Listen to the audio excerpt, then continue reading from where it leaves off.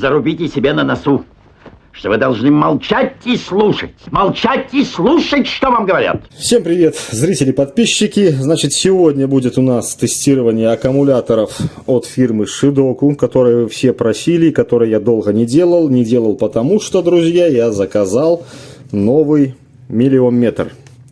Приехал в такой коробочке.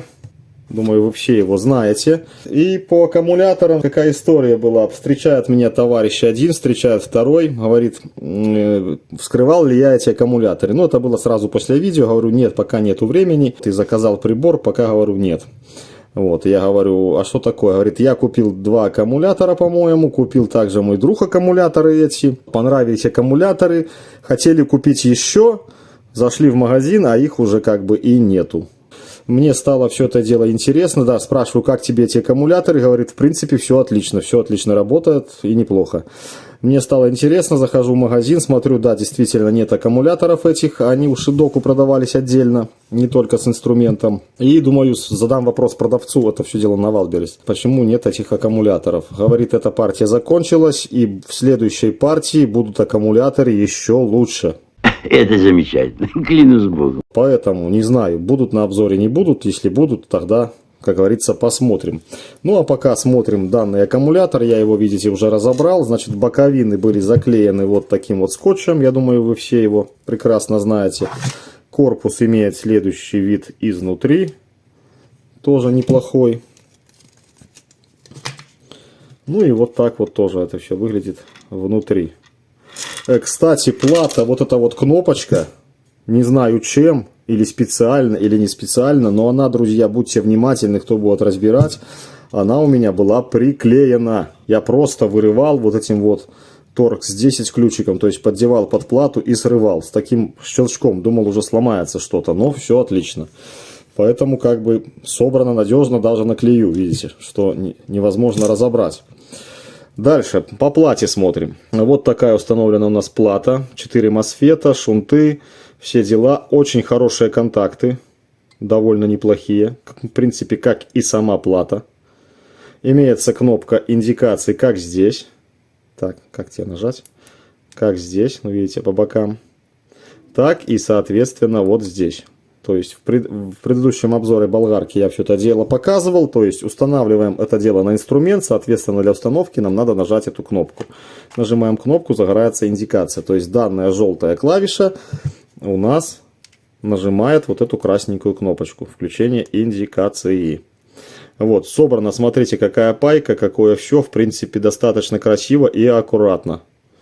Что касаемо сварки, тоже все сварено довольно прилично. Конечно же, минусом опять же является, что нет у нас вот этих вот картонных изоляторов, видите. И ламели у нас эти пластины плоские. То есть в случае перегрева может пропалить вот изоляцию, соответственно, вот эту термоизоляцию, этот кембрик, да, как он называется, и быть КЗ. Поэтому на высоких токах, таких мы как... Я гонял аккумулятор 4 ампера от от ТПЦЛ, наверное, не будем, а сделаем какой-нибудь тестик на продолжительность работы. То есть посмотрим, допустим, сколько резов можно будет сделать болгаркой. Ну, чего-нибудь там, металла. Наверное, будем резать 16×40 мой металл. Сборка довольно неплохая. По качеству элементы вот какие-то чисто китайские. Опять же, я на них не смог найти даташит. Понятное дело, друзья, что здесь не супер токовые аккумуляторы, да. Но опять же, давайте отталкиваться цена вот болгарки с 2 аккумуляторами. То есть очень даже приемлемая. С такими аккумуляторами, допустим, в таких корпусах. Опять же, я ничего не выгораживаю, не защищаю, но я говорю свою точку зрения. Некоторые там топят, что вот тебя, вот даже у меня люди есть, которые... Ой, что я показываю? Что вот это, говорит, полная ерунда. Это супер, друзья, аккумуляторы. Конечно же, самосборки какие-то из крутых там Ева аккумуляторов, либо оригинал будет в разы лучше. Но если брать оригинал, то выбросим мы с вами денег, что мы купим, наверное, таких 20 аккумуляторов, да.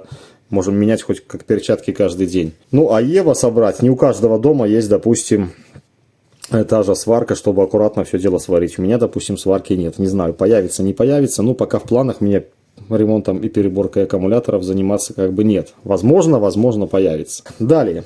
Плата вроде бы как имеет все защиты. Но, хоть убей, я уже нашел, конечно, но я первым делом думал, ё-моё, как же показывать этот аккумулятор, когда у него даже нет термозащиты. И долго-долго, смотря везде и рыская, мне попалась на глаза вот такая вот вещица. Обратите внимание, 2 контактика. Припаяно у нас все это вот здесь. И здесь просто лежит термодатчик, прижатый платой к аккумулятору. Вот такая вот вещица. То есть такая маленькая капелька термопара. Так что нашел и все-таки здесь датчик температуры. И как бы все должно быть отлично. Ну что ж, теперь приступаем к измерению. Но перед этим посмотрим на вот мой новый вот этот вот Юрик, да, как говорит наш белорусский блогер один. Приехало все красиво запаковано, друзья. Все в целлофановых пакетиках, как сам прибор, так и, соответственно, шипы. Была еще инструкция, я ее занес куда-то вниз, читал. Вот. Ну и такая вот, соответственно, коробочка. Кому интересно. Да, друзья, не знаю я, оригинал это, не оригинал. Кто понимает, вот вам приборчик. Я покручу, поверчу. Вы извините, видео затянется с моими этими историями, да. Вот у нас порт зарядки Type-C и USB разъем под щупы. Конечно же, это не особо плюс. Хороший разъем под щупы, я считаю, вот этот тоже. Но я нарвался на хорошую скидку на AliExpress. То есть этот вот прибор UR1030+. Не гнался я уже за 1035, мне там вольтаж этот увеличенный как бы и особо и не нужен. Но, конечно, из-за щупов можно было бы и переплатить. Но те приборы стоили очень дорого.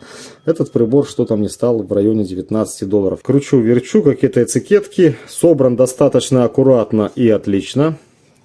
Приехал заряжен, я его даже еще ни разу на подзарядку не ставил. Он в принципе 3 дня как только приехал ко мне. Вот такой вот, друзья, приборчик. Поэтому пишите свое мнение. Значит, оригинал, не оригинал. У кого есть какие-то подозрения. Вот. И что я скажу по данному прибору. Переписывался я с человеком, который прислал мне файл на эту подставочку. И зацепили мы этот вот желторотик, да, рыжий приборчик. Он говорит, что есть у него файлы какие-то для проверки на оригинальность. Я прошу, вышли, Александр. Он высылает. Не успею я прочитать эти файлы. Он присылает еще там фотографию какую-то. И на той фотографии номер телефона разработчика в Вичате. За спрос не бьют в нос. Я пишу разработчику, говорю так и так, имею такой прибор. Подскажи, пожалуйста, оригинал, не оригинал. Я ему там покрутил, повертел на видео и на фото все это дело. И на что он мне ответил: извини, друг, но у тебя, видимо, пиратская копия. Вот так, сразу он меня обломал. Тот товарищ Александр тоже, видимо, такой же приборчик попался китайской копии.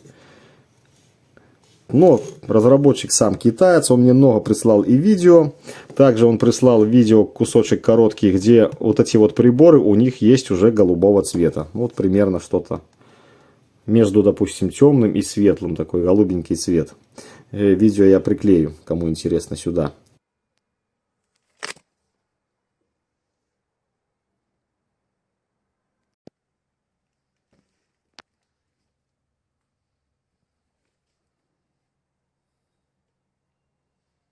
Что он мне прислал. Ну вот он сказал, что это все фейк. Говорит, лучше вам это вернуть продавцу. Ну, продавцу я вернуть не могу, конечно, так как пришло уже очень большое количество времени. Поэтому приходится смириться с тем, что я выбросил просто вот $60 на ветер. Но данный прибор и данным прибором при измерении сопротивлений параллелей, друзья, я, как и говорил, я вас не обманывал. Прибор показывает точно. Поэтому включаем данный приборчик. И сейчас я вам это все дело как-то продемонстрирую. Ну, плюс-минус продемонстрирую. Так как идеальной точности показаний я не смогу добиться вследствие того, что надо идеально выбирать точки измерения. А мы с вами это сделать просто как бы не сможем. Так, этот прибор и этот прибор. Наверное, все это дело вам хорошо видно. Ну что ж делаем? Измеряем параллель. Так, видно? Ну, надеюсь, что-то видно, друзья. Вы уж извиняйте, ну как есть. Измеряю параллель. Итак, 6,43 миллиома. Запомнили. Измеряю параллель вот этим прибором. Так, вот точки я не знаю, найти или не найти. Ну, нам надо добиться 6 миллионов. Остальные десятки нам и не важны. Это все будут эти точечки. Вот, пожалуйста, 6,13. Если я возьму где-то в другое место, то там будет 6,17. Видите, малейшее перемещение щупов уже будет разница. То есть 6 миллион вот с копейками и там 6 с копейками. То есть приборы, оба прибора показывают как бы точно. Вот, поэтому при измерении параллели я вас не обманывал. Но вот смотрите, как измеряет у нас общее сопротивление на силовых контактах. Так, промазал опять я, как всегда. Вот, 23 миллиома. Сопротивление общее аккумулятора на силовых контактах. А наш Юрик покажет нам правду. Я уже, конечно, это проверил. Пожалуйста, 37,5 миллиом. Сколько бы я ни мерил, раз, сопротивление будет точно таким же. И еще пару раз. Ну, раз даже. 37,5. На борту 20,96 вольт. А сколько у нас напряжение покажет этот, я не помню. Сейчас еще раз померяем. Ну, 21 вольт тоже. Плюс-минус, видите, сотки. То есть все это дело показывает точно. Но этому прибору мы делаем вот так.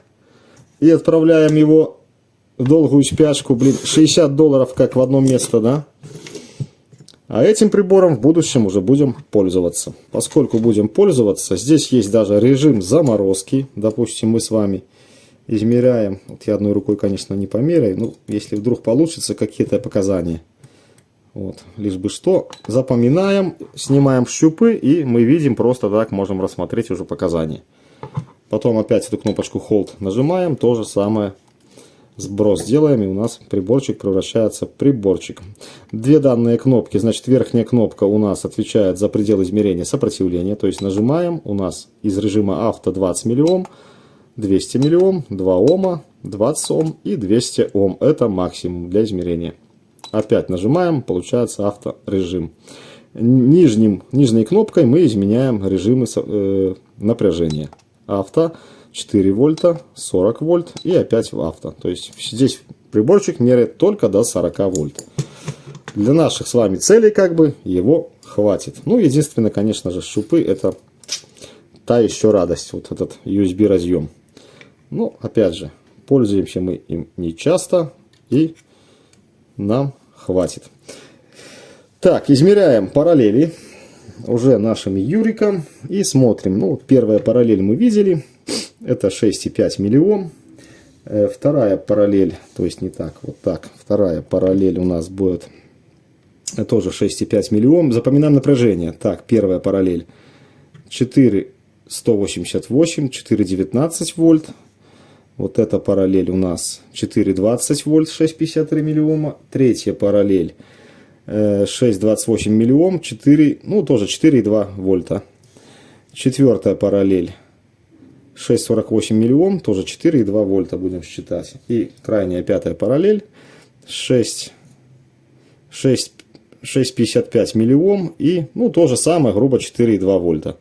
То есть, на удивление, в данном аккумуляторе, видите, ячейки отбалансированы, считай, практически идеально. Там сотые вольта, вот разбежки, что я считаю нормальным. Теперь давайте поставим все это дело на измерение емкости. Посмотрим, сколько здесь реально в нем емкости.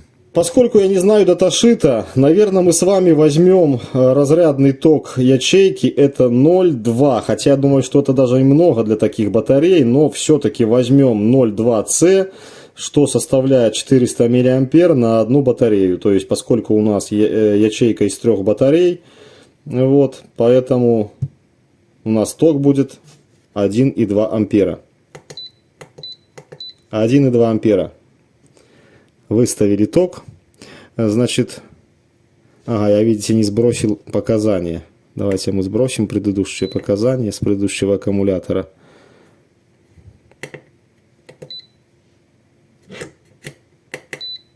Так, показания сбросили. Все, у нас все ноли. У нас установлено осталось 1,2 ампера. Так, 28 часов не надо. И разряжаем до 12,5 вольт. Надеюсь, вам все это дело видно. Так, подключаем минуса.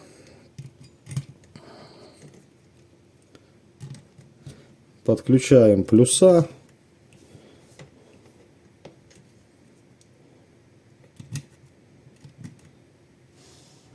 И нажимаем кнопку, поехали. Вентилятор закрутился, на борту 21 вольт практически было. И закапали наши миллиамперы. Все, друзья, оставляю опять же на ночь. Закончилась у нас зарядка. Честно вам скажу, делаю второй тест. Первый тест у меня был, скажу честно, слилось 4750, по-моему, 2 или 62 миллиампера. Решил я сделать опять зарядить и сделать второй тест. Второй тест выдал 4961 миллиампер час. Вот. И обратите внимание на разряд. 4 часа 8 минут. Вот. То есть, если мы возьмем 1,2 ампера при 6 амперах, у нас минимальное время разряда должно составлять, все, думаю, считать умеем, 5 часов. Здесь у нас не хватает, грубо говоря, 1 часа. Так же, как не хватает, грубо говоря, 1 ампера. То есть, все как бы складывается. Собственно говоря, по этому вопросу я и делал второй тест. И делал второй тест, то есть, посмотрел время, там было 3:58, что-то в этом роде разрядка времени. И опять же я напрягся, почему такое короткое время на таком объеме аккумулятора. И я так понял, и оказалось, что понял верно, что плата, у нее сработала защита на 14,8, будем говорить, вольта. И наша зарядка обрубилась.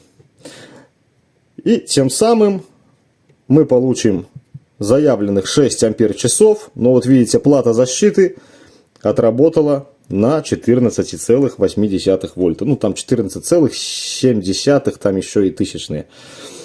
Поэтому считаем, не знаю, как вы, я считаю, что в данном аккумуляторе емкость есть заявленная, шестерочка. Но вот плата защиты, вернее, защита от переразряда почему-то загрублена до 14,8 вольта. Собственно говоря, этот момент мне удалось уловить на камеру. И сейчас вы его посмотрите. Вот как заряжается и когда выключается.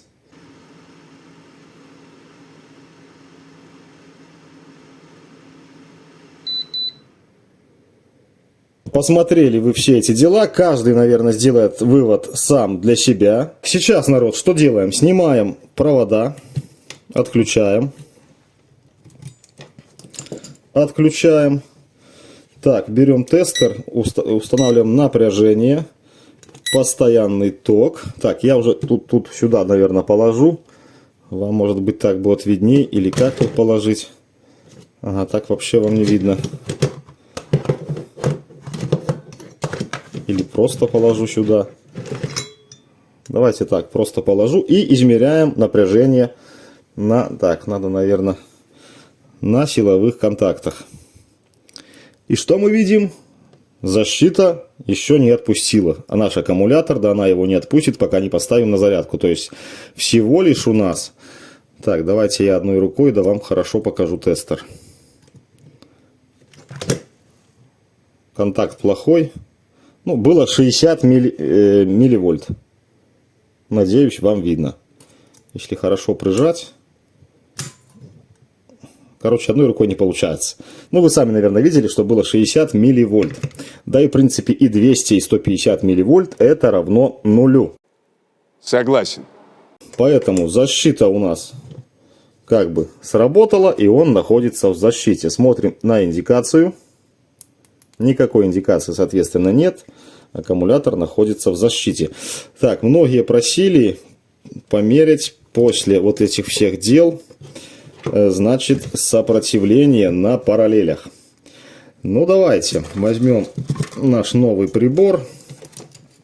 И все это дело еще раз померяем. И будет там разбаланс, не будет разбаланса. Так, видите, опять как бы 25 с этими подставками.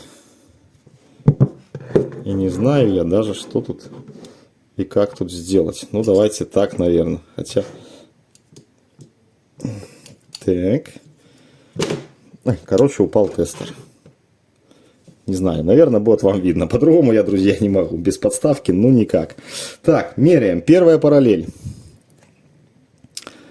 2,92 вольта. 6,46 миллиом. Вторая параллель. 6,40 миллиом. 3,24 вольта. Видите, где-то баночки одни проседают. Третья параллель. 6,5 миллиом. 3,12 вольта. Четвертая параллель. 3,07 вольта. 6,55 миллиом. И крайняя пятая параллель. 6,59 миллиом. Ну и, грубо говоря, 3 вольта. Самое больше просело это у нас вот эта вот минусовая параллель, которая у нас выходит минус. То есть 2,93 вольта. В принципе, как бы все это дело и одинаково, да? Вот, вот здесь самая крутая параллель, 3,2 вольта осталось. Больше тут 3,12.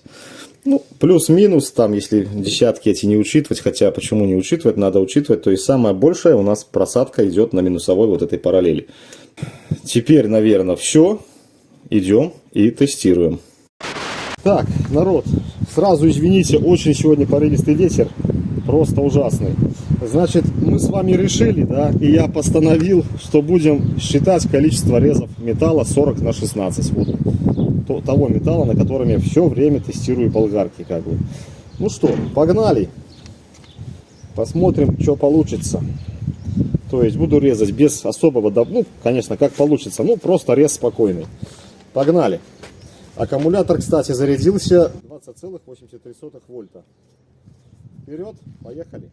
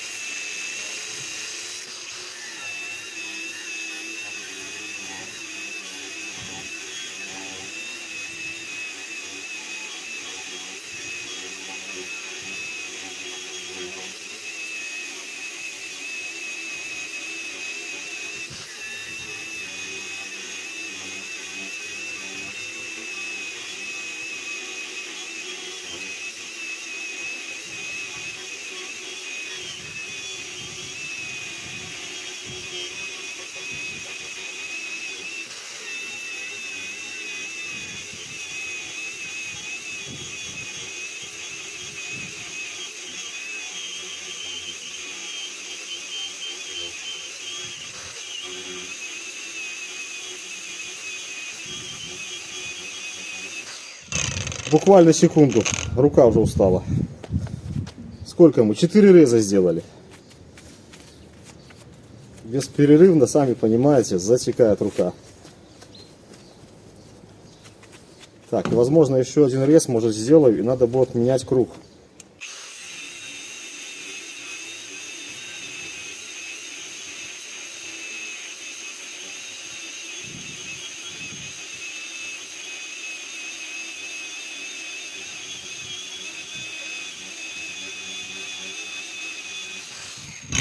Друзья, 5 резов, круга уже не хватает, пошел за кругом.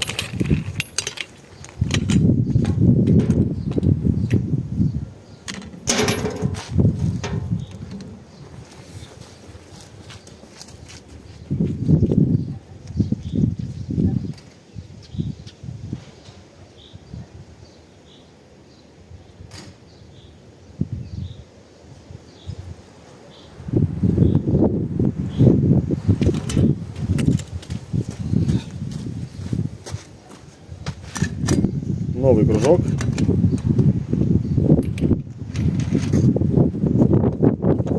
Ветруган, ужаснейший ветер. Ну что, поехали дальше. Но рука уже отрывается.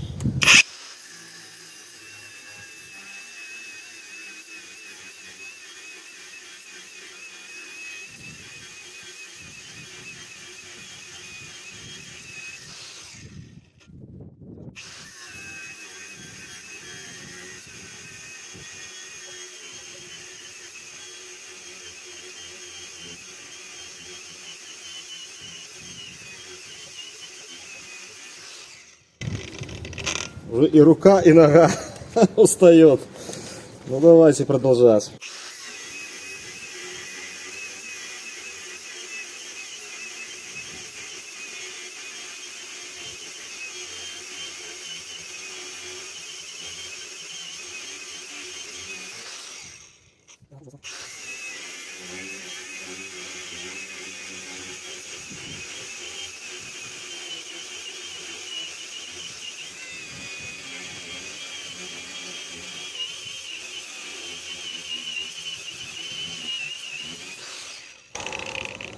Когда же он закончится, ё-моё?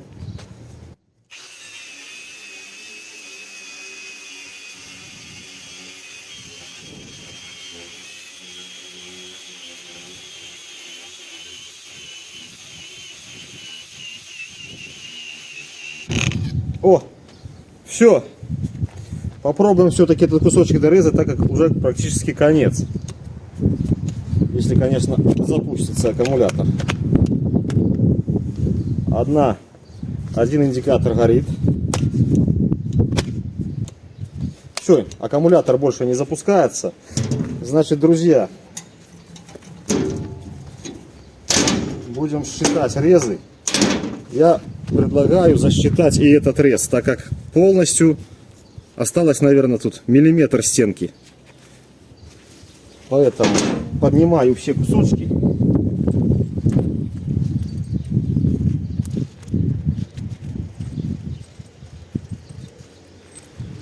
Так, вроде бы собрал все. Итак, 1, 2, 3, 4, 5, 6, 7, 8, 9, 10, друзья, резов металла 16×40. Я считаю, что аккумулятор зачетный. 10 резов. Вот, даже по видео можете пересчитать. 10 резов 40×16. Все, народ, на этом будем закругляться. Аккумуляторы, как и говорили мои друзья, реально классные. Ну, не классные, хорошие, будем так говорить, да? И неплохие. А за ценник 2 аккумуляторов вместе с болгаркой я считаю вообще как подарок. Все, всем спасибо. Всем пока и пишите свои мнения в комментариях. Желаю, чтобы все.